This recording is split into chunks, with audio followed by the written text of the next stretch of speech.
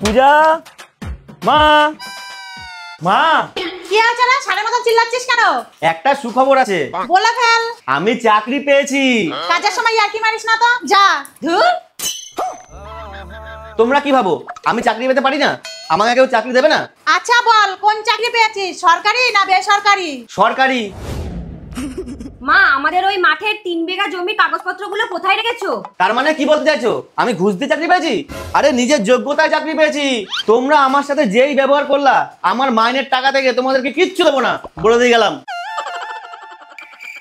কি গো, তুমি কি এত হিসাব করছো? ভাবছিলাম প্রথম মাইনে পেয়ে একটা ভালো মোবাইল কিনবো। প্রথম মাইনা পেলে মায়ের জন্য আগে কিছু কিনতে হয়। তুমি চুপ করো তো। হ্যালো, বলছি আমাদের একটু ভুল হয়েছে, চাকরিটা আপনি পাননি, অন্য একজন পেয়েছে। আমার কি হবে গো মা? ভেঙে পড়ো না গো, সব ঠিক হয়ে যাবে। তুমি এইখানে ওর সাথে বসে কি করছো? তোমার চাকরির ব্যাপারে কথা বলছিলাম। ও, বলে দিয়েছো?